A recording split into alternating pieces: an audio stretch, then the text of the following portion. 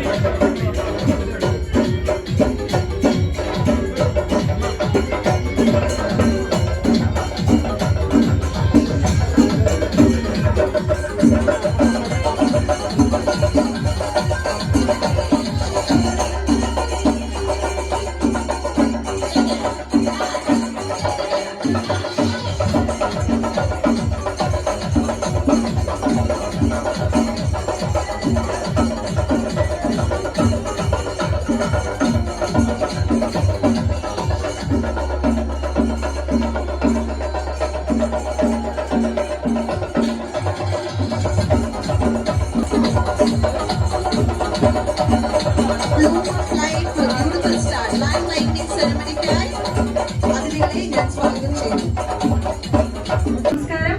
വിഷു കഴിഞ്ഞു, എന്നാലും ഹാപ്പി വിഷു. പെരുന്നാൾ കഴിഞ്ഞു, എന്നാലും ഹാപ്പി പെരുന്നാൾ.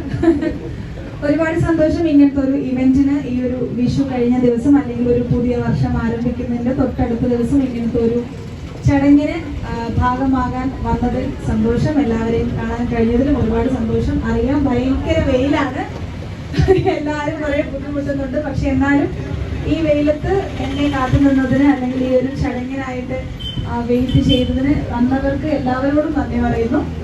പിന്നെന്താ ഈ പറഞ്ഞതുപോലെ എനിക്ക് തോന്നുന്നു ഇവിടെ വന്നിട്ട് ഫസ്റ്റ് ഇത്രയും നാളായിട്ട് ഞാൻ ഇനാഗുറേറ്റ് ചെയ്തിട്ട് ആദ്യമായിട്ടാണ് ഒരു ഇവന്റ് പ്രയറോടൊക്കെ കൂടിയിട്ട് ചെയ്യുന്നത്. ഞാൻ ആദ്യമായിട്ടാണ് കാണുന്നത്. കുറെ ഇനാഗുറേഷൻസ് ഒക്കെ നമ്മൾ ചെയ്യാറുണ്ട്, പക്ഷെ ഉദ്ഘാടനത്തിന് പോയിട്ട് ആദ്യമായിട്ടാണ് ഒരു തുടക്കം ഒരു പ്രയർ സോങ്ങോട് കൂടി തുടങ്ങുന്നത് കാണുന്നത്. ആ ഒരു അനുഗ്രഹം, ദൈവത്തിന്റെ അനുഗ്രഹം എപ്പോഴും നിങ്ങളുടെ ടീമിനോടൊപ്പം ഉണ്ടാകട്ടെ എന്ന് പ്രാർത്ഥിക്കുന്നു. ഇനിയും മൊറാഡോന്റെ വീണ്ടും ബ്രാഞ്ചസ് ഓപ്പൺ ചെയ്യാൻ കഴിയട്ടെ, എനിക്ക് തന്നെ കഴിയട്ടെ, എന്നെ തന്നെ വിളിക്കട്ടെ.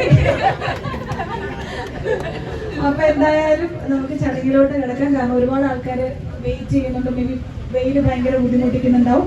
സോ എന്തായാലും മൊറാഡോയ്ക്ക് ബെറ്റർ ആയിട്ട് നിങ്ങളുടെ ആഗ്രഹങ്ങൾ എന്താണോ ആ ഒരു ഔട്ട്ഫിറ്റ് നിങ്ങൾക്ക് തരാൻ കഴിഞ്ഞ് ഏറ്റവും നല്ല രീതിയിൽ മൊറാഡോയ്ക്ക് അവരുടെ സർവീസ് നടത്താൻ കഴിയട്ടെ എന്ന് ആശംസിക്കുന്നു, പ്രാർത്ഥിക്കുന്നു. എന്നെ ഇവിടേക്ക് ക്ഷണിച്ചതിൽ ഓരോ ആൾക്കാരോടും എൻ്റെ ഹൃദയത്തിന്റെ ഭാഷയിലുള്ള നന്ദി പറയുന്നു.